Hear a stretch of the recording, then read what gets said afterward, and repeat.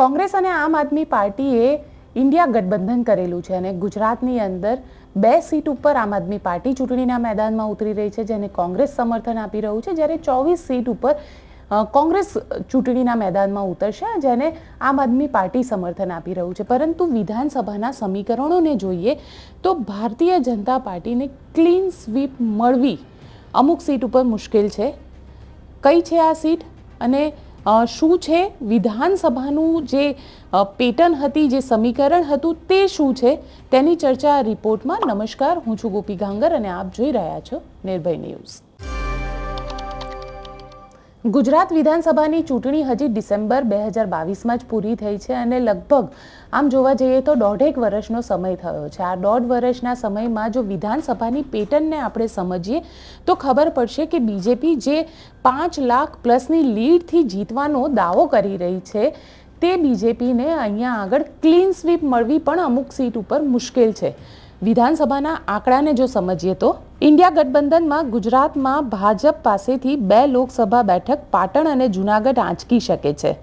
ભાજપના ખાતામાં 24 લોકસભા બેઠકો આવી શકે છે. ગઠબંધનમાં આપને મળેલી ભરૂચ બેઠક પર ભાજપનું પલડું ભારે છે, જ્યારે ભાવનગર બેઠક પર આપ અને ભાજપ વચ્ચે ખરાખરીનો ખેલ જામી શકે છે.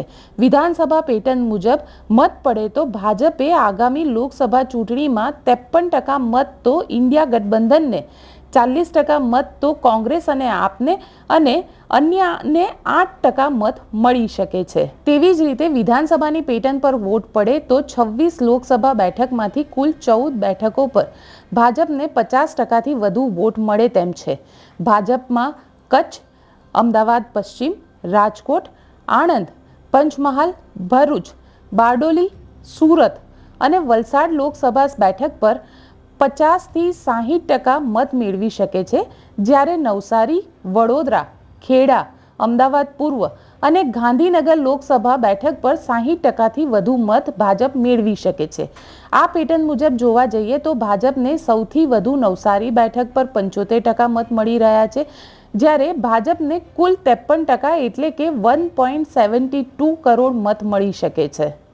જે 2 બેઠકો ઉપર અત્યારે સૌથી વધારે ચર્ચા ચાલી રહી છે અને તેમાં એક બેઠક એટલે કે ભરૂચની બેઠક ઉપર જ્યાં સૌથી વધારે ચર્ચા છે, કારણ કે ત્યાં ચૈતર વસાવા ચૂંટણીના મેદાનમાં છે, કોંગ્રેસ સાથેનું ગઠબંધન થયેલું છે અને કોંગ્રેસના અમુક નેતાઓએ ચૈતર વસાવાને પોતાનું સમર્થન પણ આપી દીધું છે. જો એ સીટની વાત કરવા જઈએ તો ભરૂચ લોકસભા સીટ ઉપર ચૈતર વસાવાનું જીતવું થોડું મુશ્કેલ છે, કારણ કે 7માંથી 6 બેઠકો એવી છે જેના ઉપર ભારતીય જનતા પાર્ટીને જીત મળી હતી, જ્યારે એક બેઠક એટલે કે ડેડિયાપાડાની બેઠક એવી છે કે જ્યાં આગળ ચૈતર વસાવાને જીત મળી હતી. અને વોટિંગ પર્સન્ટેજમાં જોવા જઈએ તો આમ આદમી પાર્ટી ભરૂચ લોકસભા સીટ ઉપર 3જા નંબરની પાર્ટી તરીકે છે.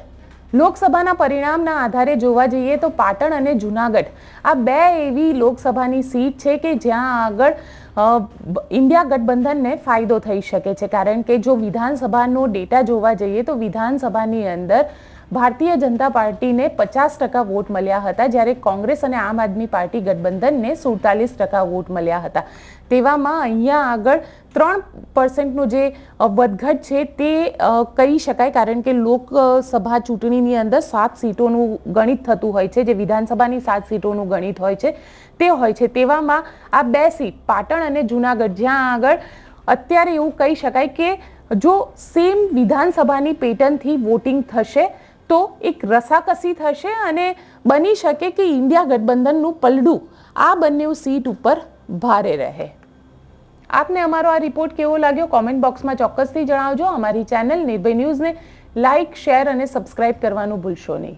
આભાર.